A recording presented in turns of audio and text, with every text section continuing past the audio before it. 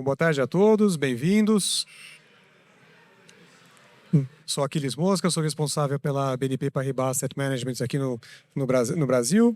A gente está organizando esse evento hoje em parceria com a Segmento, então queria agradecer ao Pedro Borges, que está aqui, ao Pedrinho, à Milena e ao Júlio também, que está conosco no dia de hoje, em que a gente está trazendo para vocês um pouquinho aí da nossa visão de mercado, né? A gente sempre teve, né, no cenário externo um fator que geralmente de mais estabilidade do que o cenário interno, né? Geralmente os principais fatores geradores de volatilidade estão muito associados ao mercado local aqui, né? O tema de curva de juros, né, direção que o Copom vai tomar, inflação, o lado fiscal, né, tem sido um grande desafiador. E, no geral, o cenário externo sempre foi um fator de previsibilidade e de estabilidade, né? Com, evidentemente, algumas exceções em crises internacionais. E agora a gente está vivendo um momento em que o cenário externo, particularmente a economia americana, tem sido um fator de instabilidade, né? E de imprevisibilidade, adicionando volatilidade ao mercado, né? Então, acho que é exatamente por conta, né, desse fator, a gente decidiu organizar esse evento e convidar para o nosso evento hoje o Daniel Morris, que é o nosso estrategista global, né? Ele vai cobrir aqui a nossa visão de mercado internacional, né, a nossa visão da análise do cenário externo e também das nossas recomendações de alocação de ativos com base nessa leitura de cenário que a gente está fazendo. Achei interessante que ele colocou aqui no slide dele, né, que ele não é só estrategista, mas também terapeuta ultimamente, né?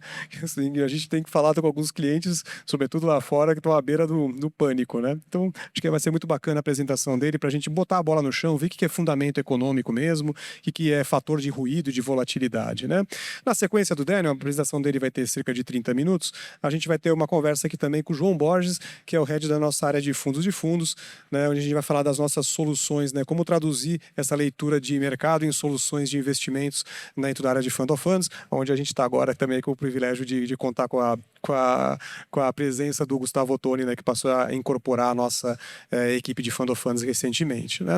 Então vai ser um pouquinho da nossa agenda hoje. Ao final da apresentação, tanto do Daniel quanto do João, né, depois de acabar as duas, a gente vai abrir para perguntas e respostas. Então a gente vai ter um tempinho aí também para interação e também no final da palestra aqui dos dois, das perguntas e respostas, a gente vai ficar por aqui também, quem quiser conversar individualmente, né?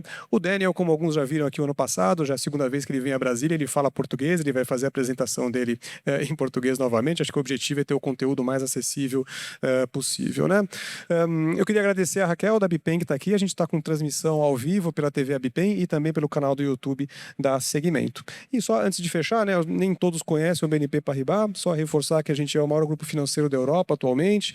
Aqui no Brasil a gente está presente há 27 anos, né? Globalmente a nossa asset gera 604 bilhões de euros. Aqui no Brasil a gente gera 84 bilhões de euros. Nós somos a 12ª maior gestora do Brasil, é a maior gestora ligada a um banco que não tem operações de varejo, né? E mais da metade do nosso patrimônio são de clientes institucionais como vocês, né? RPPS e fundos de pensão de previdência fechada, né? Então não vou me alongar muito mais, vou convidar o Daniel aqui para o palco para ele começar a apresentação dele. Então, Daniel, por favor.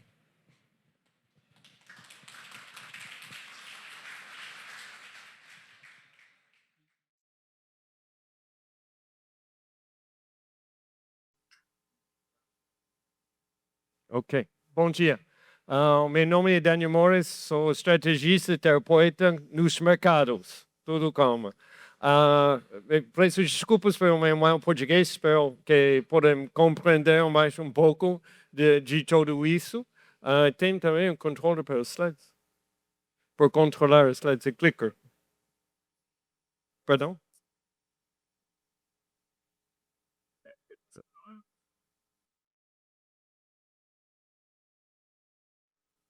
Ok.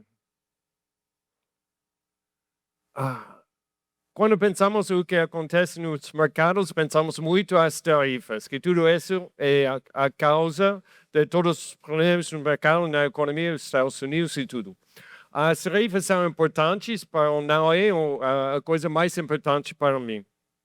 A coisa mais importante é simplesmente o crescimento nos Estados Unidos, que tem agora mais uma soft landing e não o excepcionalismo do mercado da economia americana. E isso é o mais importante. E vamos falar muito disso, porque é importante entender o que acontece com isso, tanto como acontece com as tarifas.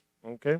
E por isso que eu digo que no mercado ações, que não tem que panicar, que tudo, nosso ponto de vista é que tem sempre uma perspectiva positiva para o mercado de ações. E tem problemas com as tarifas, tem o risco, a volatilidade, mas a perspectiva do crescimento, tanto nos Estados Unidos que no resto do mundo, é positivo.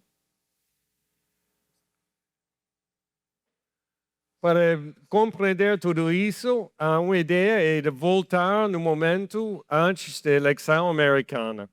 Sempre como é muito tempo, só 4 ou 5 meses. E nestes momentos havia sempre essa ideia de excepcionalismo da economia americana. O que quer dizer isso? Que havia em 2024 as taxas de juros muito altas, mas ao mesmo tempo um crescimento da economia muito alto. E era surpresa, e disse frequentemente a resiliência da economia americana. Mas era não uma grande surpresa, porque tive estímulo fiscal da administração de Biden de muito trilhões de dólares. E por isso que a economia americana cresce tão fortemente, simplesmente estímulo fiscal. Mas a ideia era que depois da eleição de Harris, em vez de excepcionalismo americano, que vamos a soft landing. A ideia é que o crescimento baixa, também a inflação, e assim pode reduzir as taxas de juros do Fed. E tudo isso era muito positivo para o mercado de ações também. Okay? Depois da eleição de Trump, pensamos que, por um momento, ficamos sempre nesse momento de excepcionalismo. E depois dia pode ser outra coisa, mas ficamos com esse excepcionalismo da economia americana.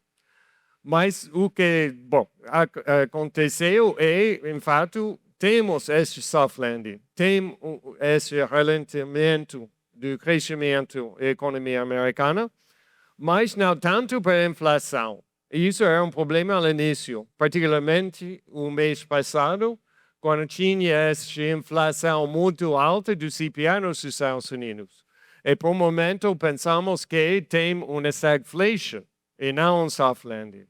Mas com novos dados de inflação dos Estados Unidos, sempre que parece que não é tanto um problema como pensamos antes.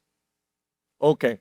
Soft landing neste caso, mas, de todos os modos, não tão fácil como pensamos antes. Por quê? Isso é quando as tarifas são importantes.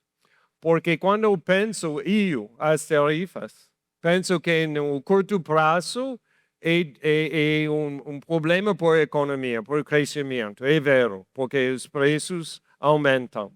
Mas no médio prazo, longo prazo, tem efeitos positivos. Vai ter mais investimento nos Estados Unidos, vai ter mais produção nos Estados Unidos. Isso é positivo. Mas no curto prazo, não, porque investimento tem tempo para fazer tudo isso. Ok. Se estamos sempre nesse crescimento alto, no excepcionalismo, se tem um período com as tarifas que é negativo para o crescimento, tá bom. Porque o crescimento está forte, se tem um fator um pouco negativo, não tem problema com isso. Mas se neste momento tem esse soft landing, tem um crescimento que baixa, as tarifas como um fator adicional negativo, não é tão confortável. É isso que vemos nos mercados.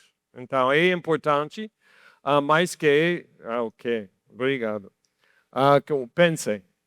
Em fato, essa ideia que esse soft landing que pensamos antes da eleição está acontecendo, se vi nos mercados de obrigações.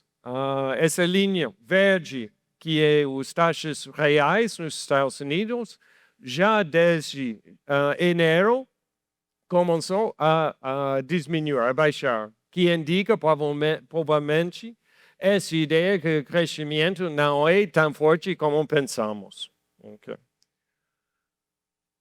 Tinha duas datas que indicavam que o crescimento não era tão forte. Primeiro era o PMI do setor serviço, e particularmente no flash PMI, como umas semanas atrás, que era no início 49,7, que indica que tem uma redução da atividade no setor serviços. E isso é uma grande surpresa. Como isso é possível? Que tem uma redução da atividade na economia americana.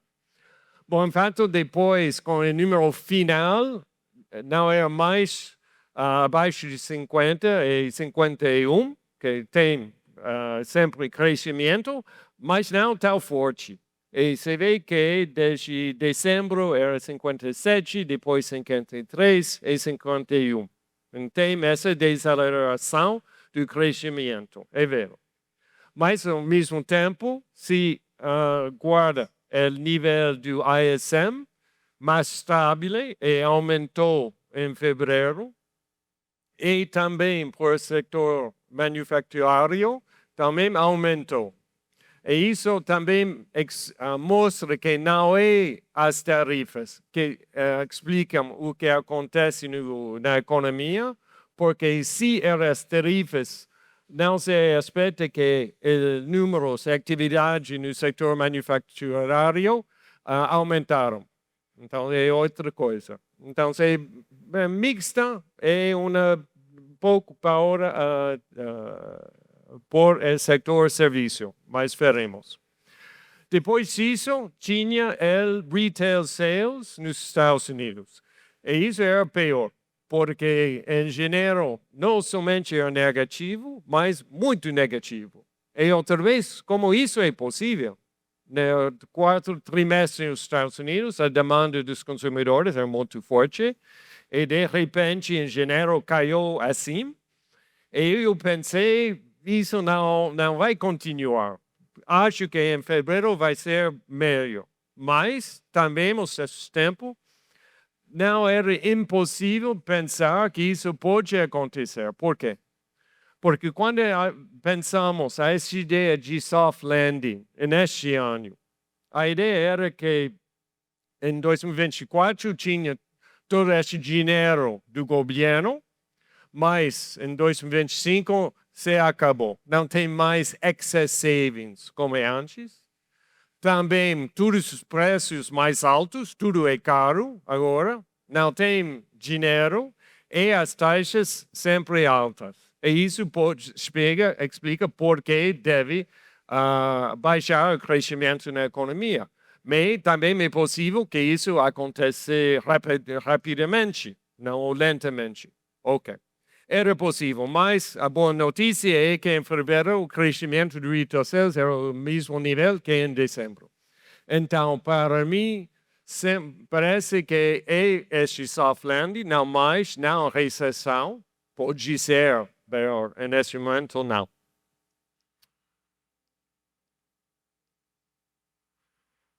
Falamos agora dos tarifas, porque tudo isso é não no passado, mas no futuro é evidente que as tarifas vai ser muito importantes.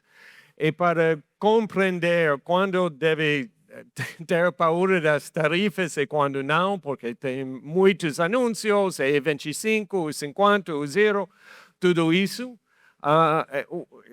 ajuda para pensar qual é o objetivo da tarifa, porque há diferentes. E primeiro, somente o que acontece agora com Canadá e com México é somente uma tarifa como uma maneira de negociar ou obter uma outra coisa. Por Trump, a ideia não é de ter tarifas de 25% contra Canadá e México para sempre. A ideia é que Trump quer uma coisa com a fronteira e utiliza as tarifas para obter isso, ok? E se obtém o que quer, as tarifas podem disparar. Isso, para mim, é possível. Então, volatilidade sim, mas cambiar a tendência da economia, não. Segundo, é muito diferente o que acontece com as tarifas do steel and aluminum, que é a ideia de national security. Diz que isso é importante para a economia, para os Estados Unidos, e se tem efeitos negativos, ok. Fazemos isso porque é a coisa justa de fazer.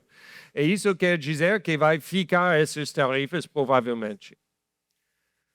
Terceiro, essa é mais uma perspectiva global de livre comércio dos Estados Unidos com os outros países.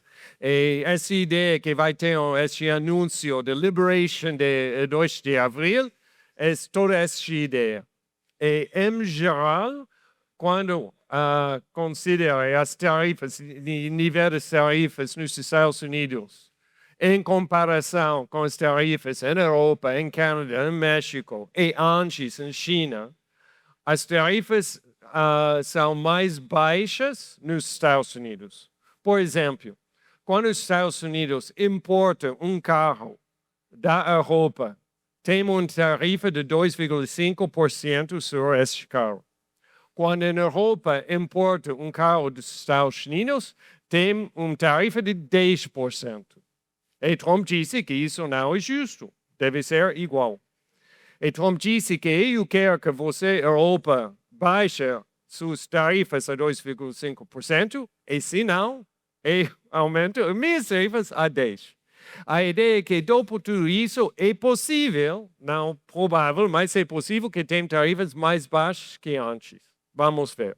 Mas não deve ser tão ruim como se vê às vezes nos mercados. 4. A ideia de incentivar mais produção nos Estados Unidos. Vai ter tarifas para que as empresas investem nos Estados Unidos, produzam mais nos Estados Unidos. Okay? Esta ideia não é nova. Acho que no Brasil era assim no passado. E funciona. Já hemos visto empresas que anunciaram que vão investir mais nos Estados Unidos. Okay? Então, essa ideia não pode ser positiva, mas funciona. E se acontece de uma maneira regular, não muitas tarifas ao início, mas com o tempo, pode ser positivo nos Estados Unidos. Evidentemente, menos positivos para os outros países, mas Trump, todos os modos, é presidente dos Estados Unidos, não do Brasil, não da Europa. Ok, por último, falamos outra coisa ao início. Falamos de perspectiva fiscal nos Estados Unidos, que somos todos de acordo que tem um problema nos Estados Unidos. Tem um budget deficit muito alto, quase 8%, tem muito deuda nos Estados Unidos. É um problema. Tem que reduzir isso, tem que reduzir os gastos, aumentar os impostos. De acordo? Também isso é a coisa justa de fazer para tratar esse problema. Mas, ao mesmo tempo, tem que reconhecer que isso é negativo para o crescimento. Certo? Mas é necessário fazer isso. Mas o risco é importante. O que aconteceu no Japão, quando o Japão aumentou o consumption tax para reduzir a deuda no Japão, tinha um trimestre de crescimento negativo. Não a recessão, somente um trimestre, mas tinha um efeito no crescimento, é certo. Mas depende outra vez como se faz. Ok. Então, a ideia é que tem que aumentar os impostos para reduzir o déficit.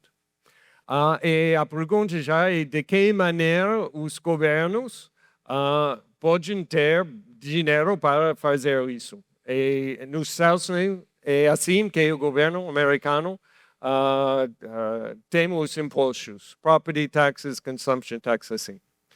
Mas por um economista, todos esses impostos não são iguais. Tem impostos não boas, mas menos mal que outros. E um economista disse que o imposto meio é consumption tax. Porque para um economista quer incentivar trabalho, investimento, mas não quer incentivar o consumo. Então, o meio é consumption tax.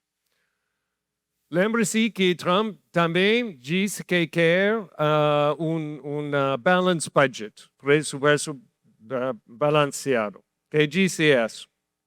E por arrivar a este ponto, tem que aumentar os impostos, de acordo? Imagina-se que um dia Trump disse que para fazer isso, tem que aumentar os impostos. Ok? Nada vai ser contente com isso, mas é necessário para tratar o problema de deuda. E Trump disse vai ter imposto de 5% sobre tudo nos Estados Unidos que compra. E isso é negativo, mas outra vez necessário. A reação nos mercados ações vai ser negativo ao início, porque os margens vão diminuir um pouco para refletir isso, mas depois de refletir isso, devem subir outra vez. E, ao mesmo tempo, o mercado obrigacionário vai aumentar, é positivo para os bônus. Então, se tem efeitos positivos e negativos. Ok. Depois, Trump disse, tenho uma melhor ideia. Em vez de imposto de 5% sobre tudo, tem somente esse imposto sobre os impostos. E a gente vai dizer, ok, isso é meio, somente sobre os impostos, não sobre todas as coisas.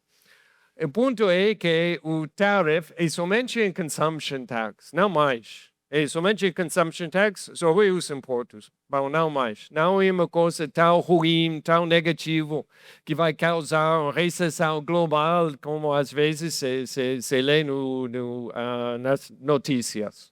É uma maneira para o governo de ter dinheiro para reduzir a deuda e não é particularmente ruim. É por isso que penso que quando o Congresso e o presidente têm que negociar o que acontece com a redução dos impostos do primeiro mandato de Trump, isso vai ter parte dessa discussão.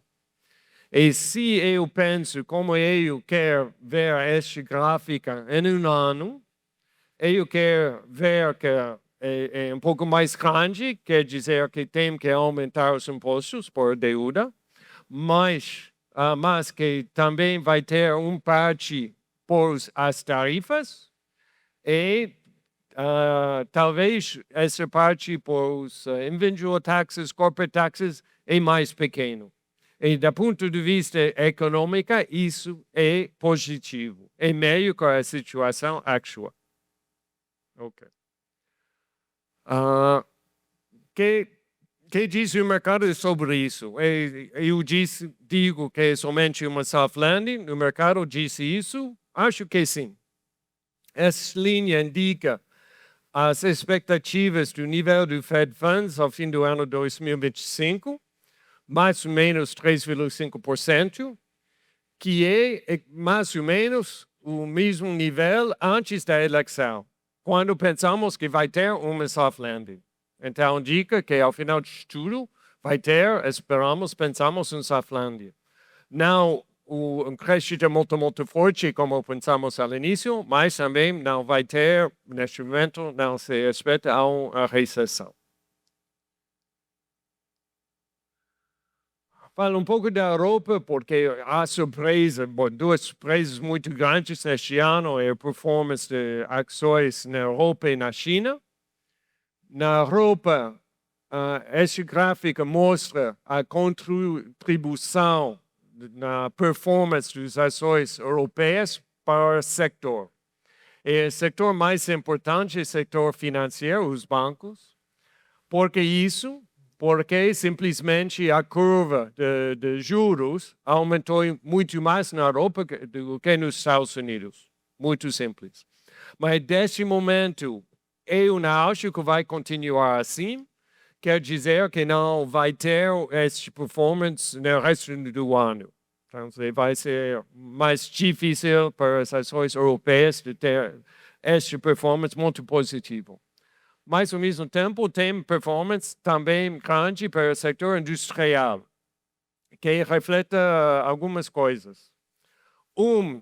Acho que reflete a ideia que vai ter uma peace accord em Ucrânia e Rússia, e se isso acontece, vai ter os preços de energia mais baixos, que é importante e ajuda a economia europeia. Também tem a possibilidade de reconstruir em Ucrânia, que provavelmente vai ser por as empresas europeias. Mas também tem essa ideia que a Europa vai ter muito mais spending por a defesa e, particularmente na Alemanha, na infraestrutura. E isso aumentou muito as expectativas de lucros para essas empresas. E tudo isso é vero e positivo, mas isso não estou certo que vai ser tão importante como se vê neste momento no mercado. Por quê? Porque vai ser difícil ter todo o dinheiro que quer a União Europeia. Também a União Europeia, também a Alemanha, não tem a possibilidade, a capacidade de gastar muito dinheiro rapidamente. Tem muitas regulações, tem problemas com o mercado laboral. Então é positivo, mas para mim, continuar este ritmo para o resto do ano é duro. Falo um pouco do Brasil, perspectiva do PMI, a parte o que aconteceu em enero, em geral positivo, mas você vê que aqui o PMI era 56, bastante alto, e hoje 51. Então, tem um crescimento, mas não tão forte como antes. Mas, com tudo isso, o mais importante é a China, como sempre, do ponto de vista de mercados emergentes. E também aqui, para a economia, é mixta. Quero dizer que a perspectiva é que chega a como 4,5%, 4,8% de crescimento, não 5%. E isso também se vê que com as PMIs mais ou menos abaixo do nível de dezembro, depois de todos estes anúncios de estímulo fiscal e tudo isso. O problema fundamental com a China é que tem um problema no setor imobiliário e o governo não trata deste problema. E isso é o problema fundamental. Mas, ao mesmo tempo, o mercado tinha uma performance muito positiva. Mas você pode ver esta diferença para a performance relativa do mercado doméstico, o A-Shares, e o mercado MSCI China H-Shares. Esta diferença reflete a ideia que a mudança não é na economia, mas particularmente no H-Shares e somente no setor tecnologia, que reflete o que aconteceu com DeepSeek, que é muito importante. É positivo, mas o mais importante é que o que aconteceu com o governo respeito a essa tecnologia, que umas semanas atrás tive essa reunião entre o governo Xi Jinping, o Jack Ma e os outros, para mostrar que o governo hoje apoia, suporta esse setor e mudou essa ideia antes de tratar de reduzir a tecnologia. Então, muito positivo, só que tem que reconhecer que o setor tecnologia representa somente 5% do PIB na China. Então, se temos uma oportunidade de investir em China, para mim é mais no setor tecnologia, não globalmente nas ações chinesas.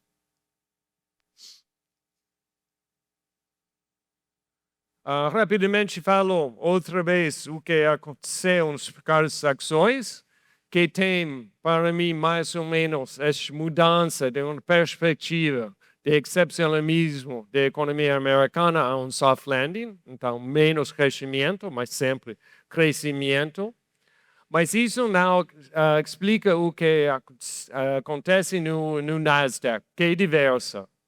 Aconteceu mais ou menos ao mesmo tempo, mas os fatores não é o crescimento, não é as tarifas, não é Trump ou Musk, é simplesmente sempre o Artificial Intelligence e valuations, valoração deste mercado, particularmente o Mag 7. Mas para nós outros sempre temos uma perspectiva positiva para IA, e hoje temos desconto de 10%. Então, mais interessante que mês atrás. Então, não, para mim, não mudou muito, só o preço. Em geral, as valorações para os mercados de ações são razonáveis, não caros em geral. Essa gráfica dá o Z-score para o Price Earnings Ratio, que compara o nível hoje de PE Ratio com o passado, e se o nível médio a longo término, o número é mais ou menos zero, que é o caso por a maior parte dos mercados.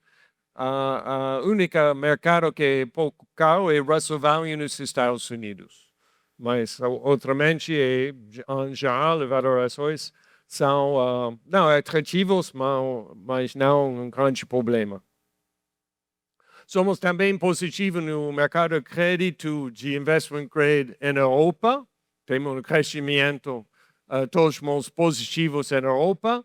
E a valoração deste mercado é meio, não é boa, mas é meio em Europa que é nos Estados Unidos. O que acontece com o dólar, outra vez, reflete somente essa mudança de perspectiva, por isso é normal que baixe um pouco o dólar, mas no futuro pensamos que vai começar outra vez a aumentar, somente não tão rapidamente como é antes, mas este ritmo aumenta, mas não tão forte. Não somos muito positivos no setor por petróleo. Com drill, baby drill nos Estados Unidos, provavelmente o preço do petróleo vai ficar neste nível. Em vez, para nós, o mais interessante é o ouro. E neste momento, nossa colação mais importante é a alocação no ouro. Por quê? Porque, bom, já tinha uma performance muito positiva, evidentemente, $3.000, mas pensamos que pode continuar porque tem sempre as compras dos bancos centrais, Brasil, China, Rússia.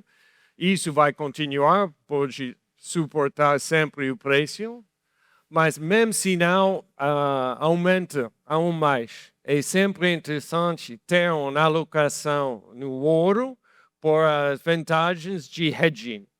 Estas semanas e antes, quando tinha o rendimento do Treasuries que chegou a 5%, e nestes dois momentos, o ouro é um dos ativos que performou melhor em comparação com os outros. Então, é uma boa posição por todos os problemas que podem acontecer no mercado. Então, neste momento, um pouco mais conservativo, estamos em um momento de mudança.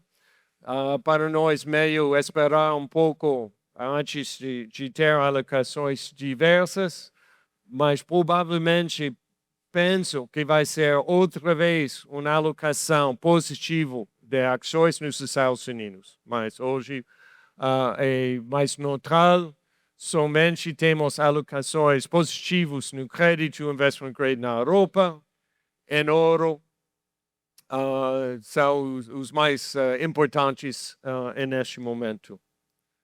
Então, para resumir, na recessão, tarifas é um risco, mas penso que pode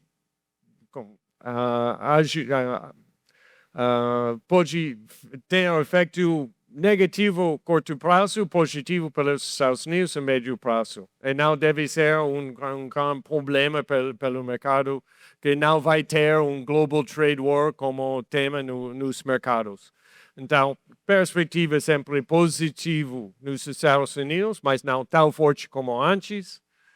Quer dizer, provavelmente uma alocação positiva suas ações, e por obrigações, bônus, talvez mais uma alocação sur duration mais positiva na Europa do que nos Estados Unidos. E também o ouro.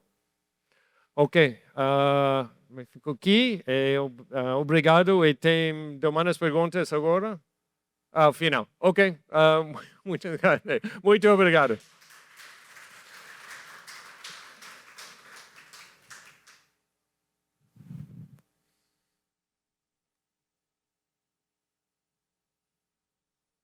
Para te falar, se eu te passo esse. Só, eu não dei um recado quando eu fiz a abertura aqui. A gente vai começar a servir o almoço a partir da 1 hora. Então, daqui 2 minutinhos, vocês vão começar a ser servidos, tá bom? Então, eu tinha esquecido de mencionar isso no comecinho. Então, você vai ter o desafio de fazer a palestra. Não pode fazer durante o almoço, mas... Não, eu vou ficar vendo todo mundo comendo, pô. Então, tem um próximo slide aí?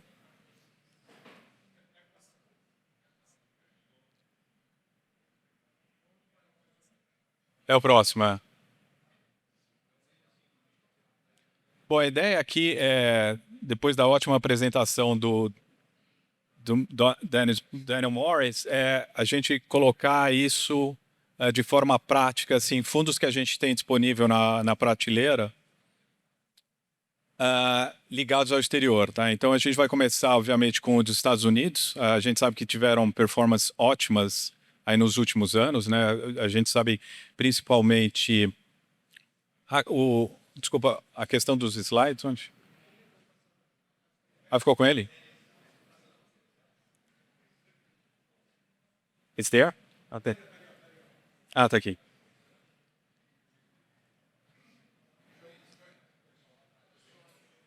Tá bom. A gente sabe que performance de fundos americanos foram muito boas, né? Então, principalmente a gente teve 2 movimentos principais. Primeiro, da moeda, né? Então, a desvalorização da nossa moeda frente ao dólar. E, obviamente, também a ótima performance das ações americanas dentro desse excepcionalismo aí que o Daniel comentou, tá? Como é que a gente formata esse fundo, tá? Para vocês não terem esse problema de fazer o câmbio, ter essa questão cambial.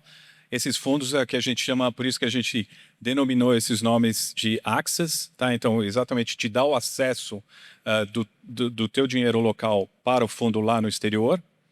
E a gente faz exatamente isso, né? Então, você, cliente brasileiro, faz esse investimento em reais.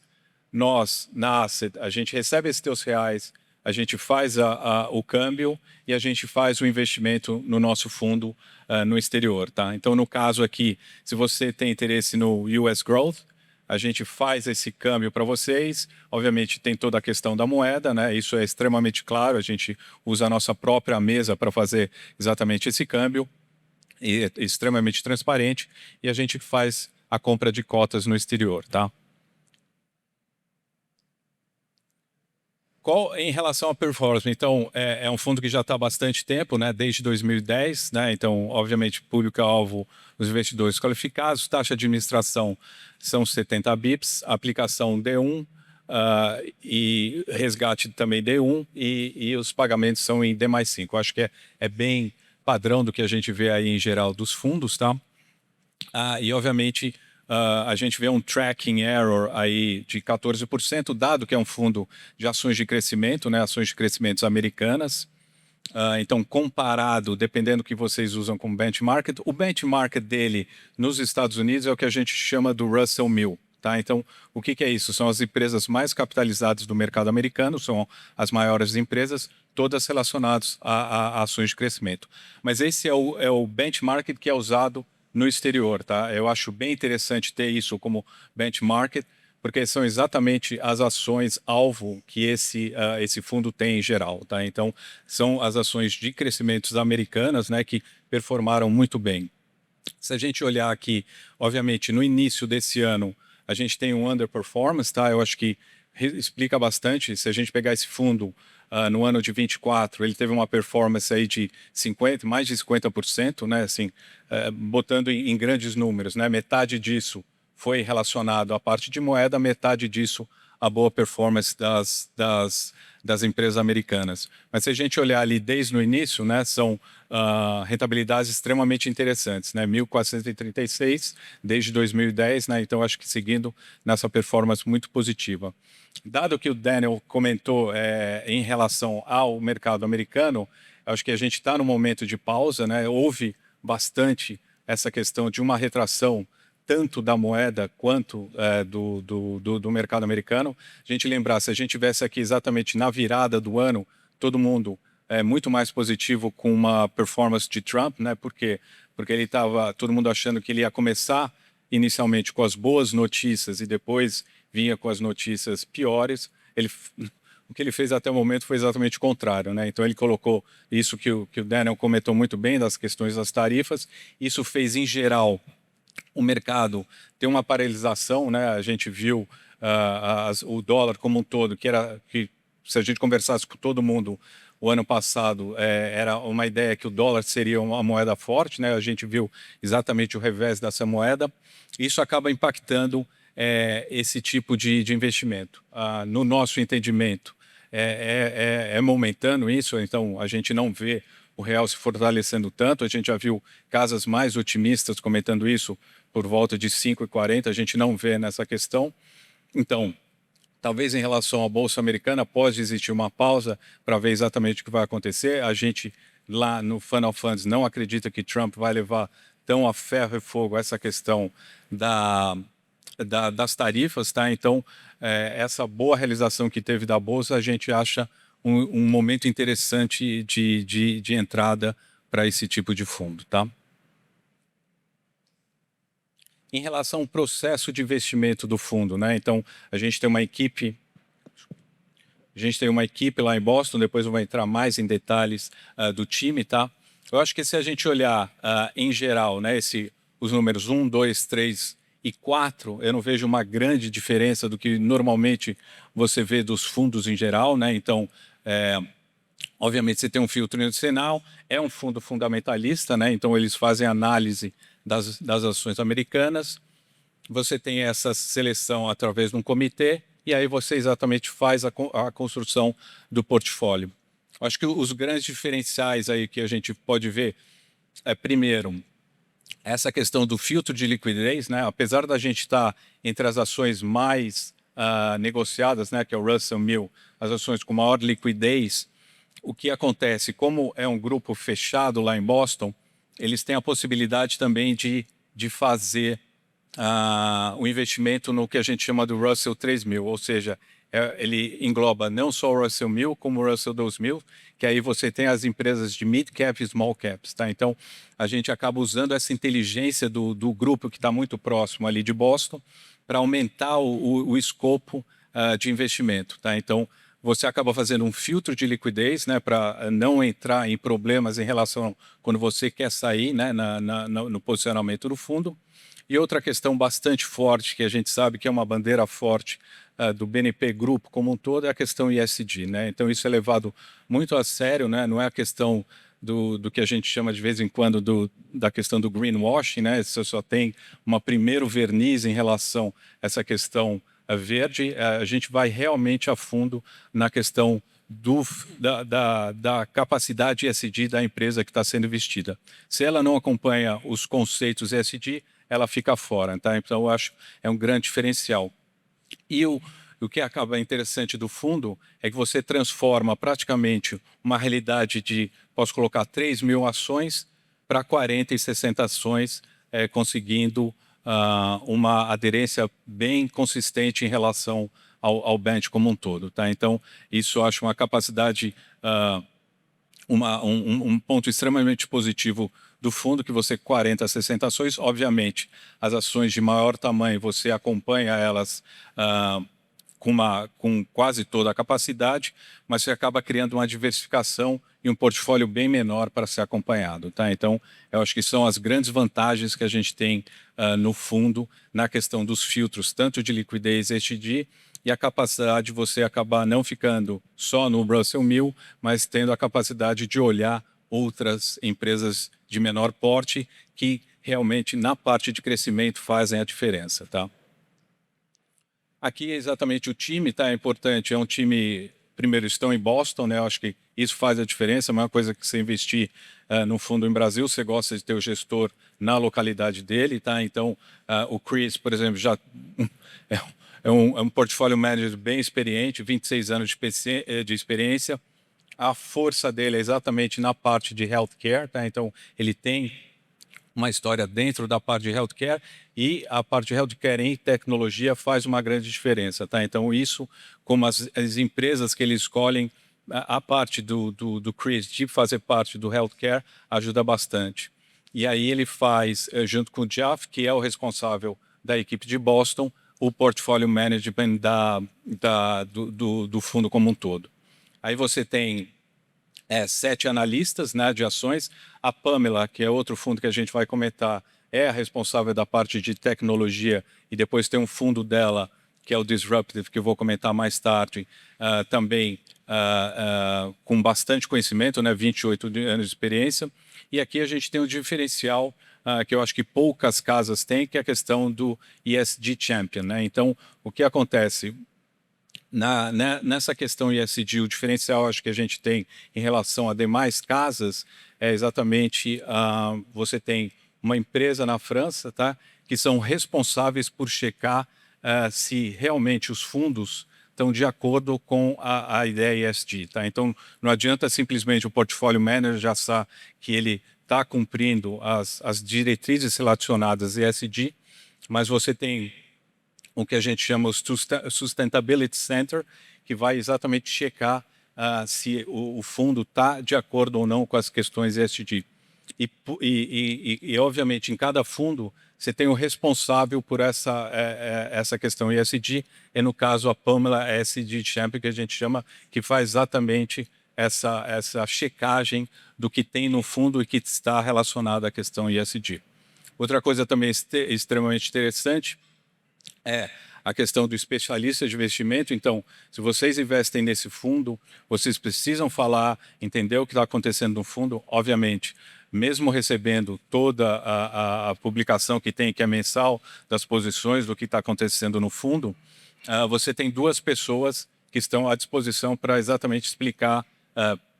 Obviamente, se vocês quiserem falar com o Chris, isso é possível, mas se vocês precisarem informações, relação aos detalhes do que aconteceu no fundo, como é que está o posicionamento, a gente tem os especialistas de investimento que também fazem parte lá do time de Boston. Tá?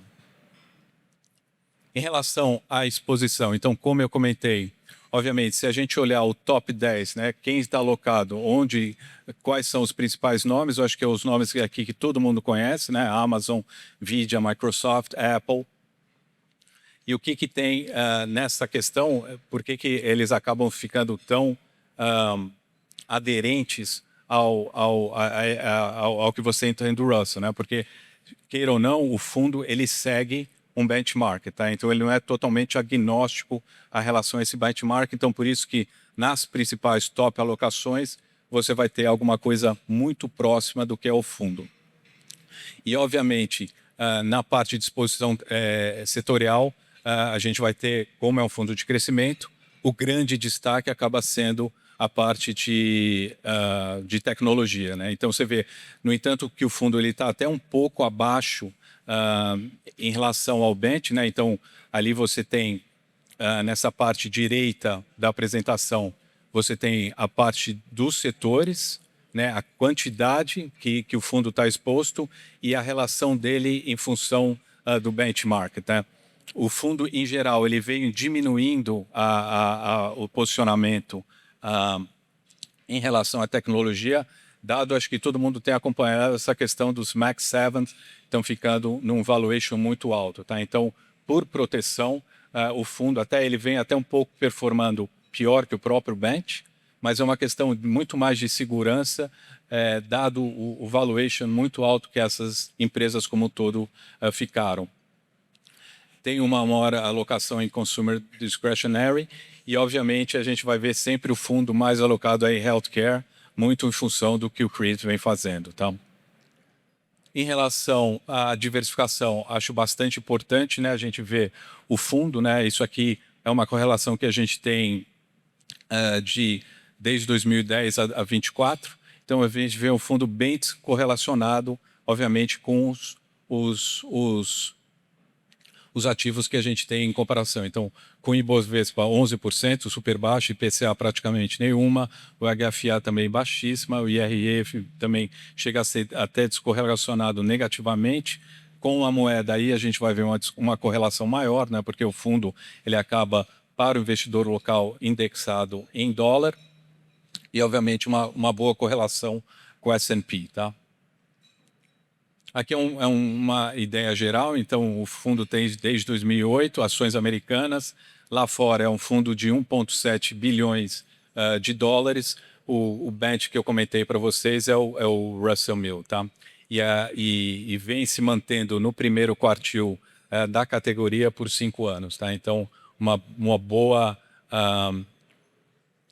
administração do fundo aí pelo pessoal de Boston, tá? O segundo fundo que eu tenho que comentar é também relacionado à tecnologia, acho que continua sendo o grande tema do que a gente tem para falar.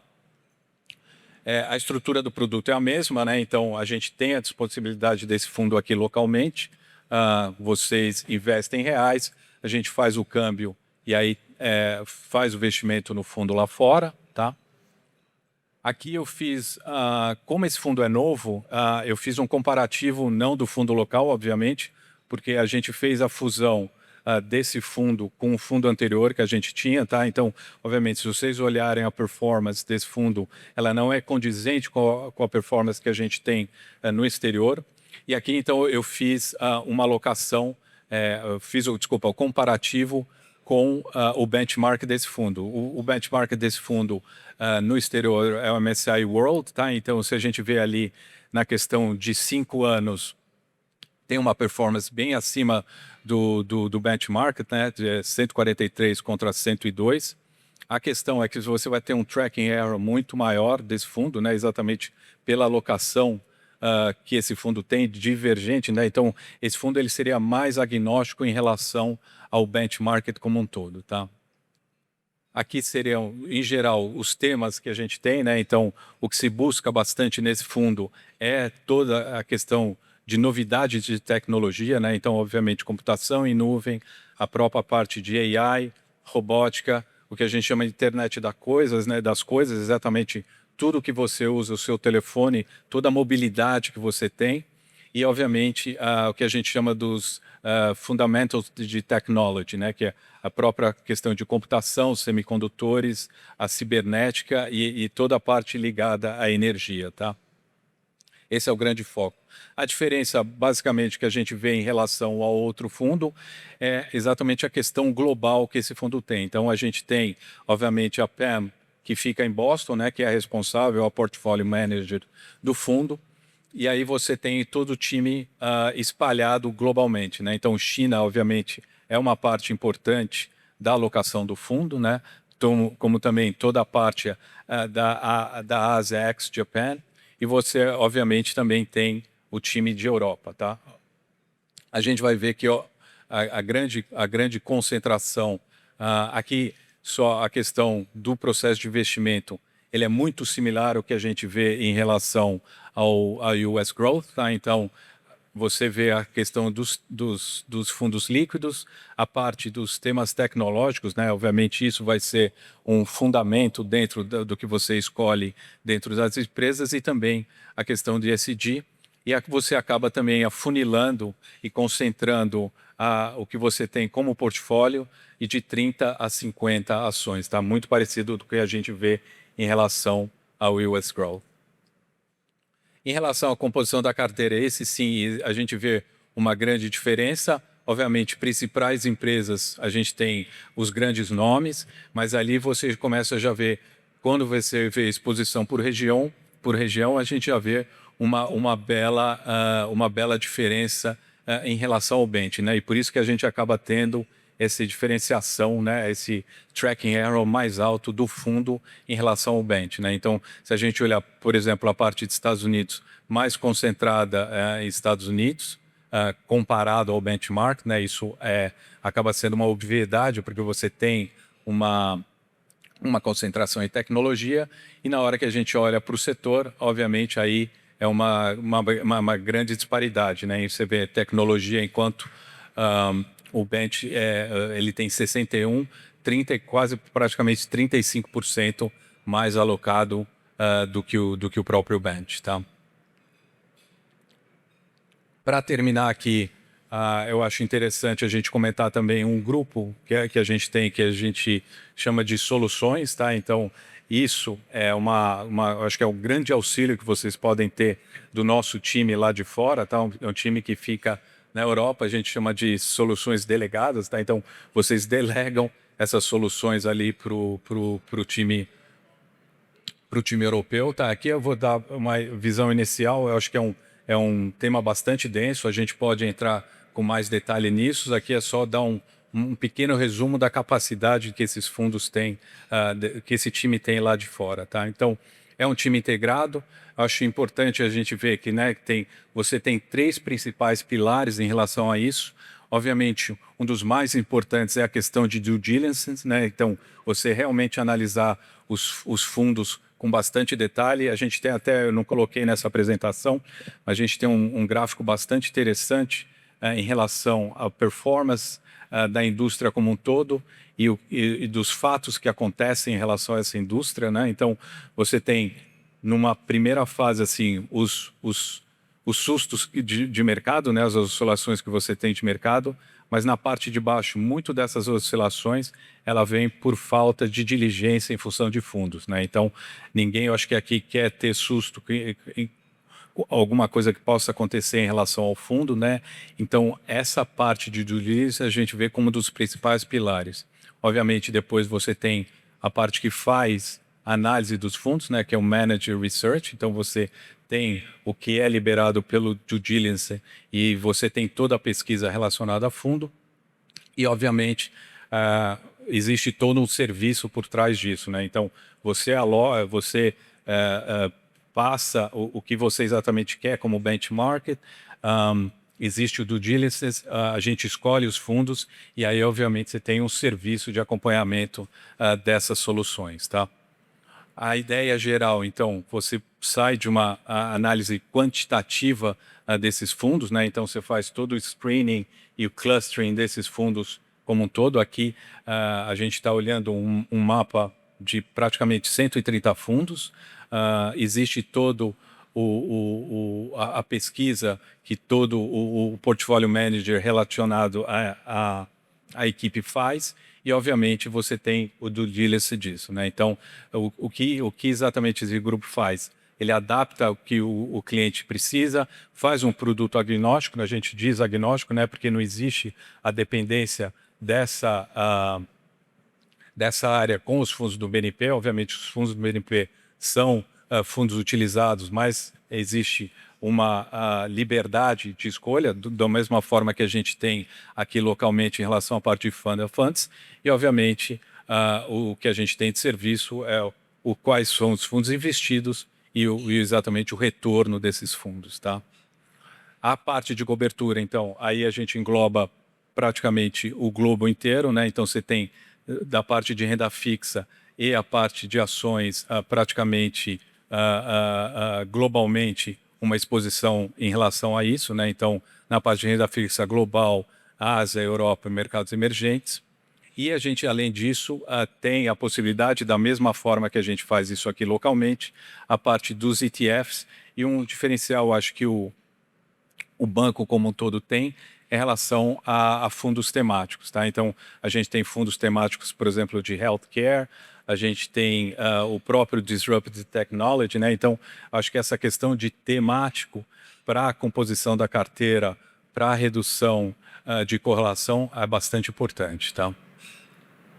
Na parte do processo, então, isso aqui, por exemplo, seria um exemplo de um processo que seria feito, tá? Então, você tem um mandato discricionário, né? Então, quando a gente recebe isso, existe, obviamente, todas as restrições que vocês têm relacionado ao mandato, né? Então, por exemplo, qual moeda estrangeira, o risco máximo que vocês têm isso, que é um beta mais baixo, que é um beta mais alto. Então, isso tudo é analisado, né? Exatamente em função do que o cliente quer, do que vocês querem e do que a gente consegue da legislação aplicável.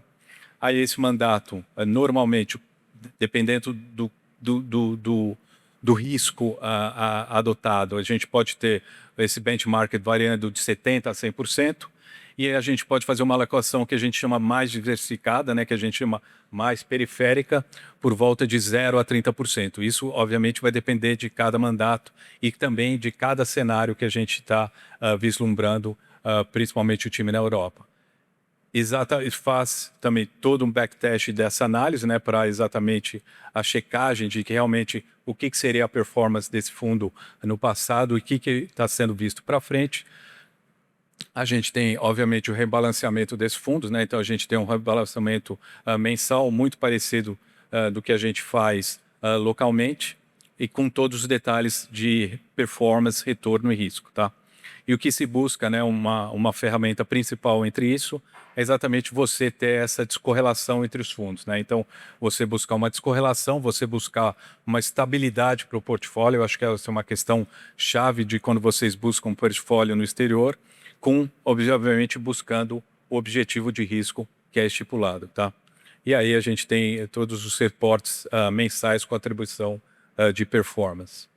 Aqui, por exemplo, aqui no canto direito a gente vê um dos fundos que é analisado, tá? Então todo o detalhe da análise do fundo, tudo que é feito, e do lado aqui esquerdo, exatamente a gente tem um buy list, né? Então o total de fundos recomendados que a gente tem, mais de 130 fundos, que vão exatamente, eu acho que encaixar dentro da necessidade aí que vocês têm. Então, olhando para esse escopo internacional, vocês têm esses especialistas nessa parte de fundos no exterior, tá? Mais de 130 fundos, uma ideia totalmente global, né?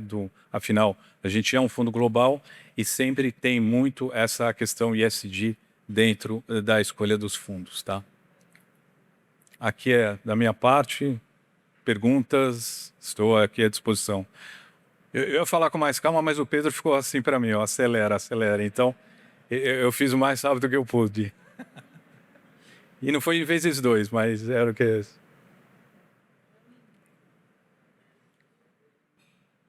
Quer pegar o microfone, se alguém quiser?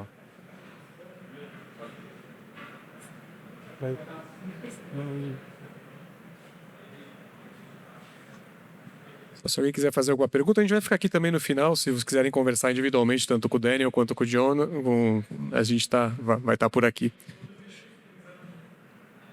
A gente já segue para o almoço mesmo, né?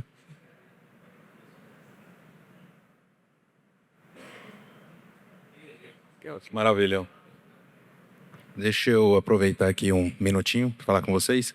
Queria primeiro agradecer a presença de todos. É muito importante a gente poder discutir um pouquinho sobre o mercado internacional. Obrigado, Daniel Morris. Obrigado, Aquiles, por estar aqui conosco. Obrigado, Johnny. Essa oportunidade aqui não só de falar para vocês sobre o que o BNP consegue entregar de produtos internacionais, mas também para que vocês possam conversar entre si, discutir estratégias, discutir oportunidades. Eu acho que a gente está num momento, como o Daniel colocou, bastante difícil lá fora também, não só aqui no Brasil, né? Se vocês quiserem discutir um pouquinho mais, a gente vai estar à disposição, pode fazer perguntas, pode conversar com Aquiles, com Johnny, com o Daniel. Muito obrigado mais uma vez por estarem presentes. Raquel, obrigado por representar a Abipen. Foi um prazer estar apresentando para vocês aqui na TV Abipen também. Vai estar à disposição essa gravação. E se alguém quiser o material disponibilizado, entre em contato conosco. A gente vai deixar também nas nossas redes sociais, no LinkedIn, vai estar lá um linkzinho para quem quiser cadastrar, quem estiver online e quiser cadastrar para receber o material, a gente vai estar disponibilizando para quem quiser. Muito obrigado a todos, um bom almoço e fique à vontade.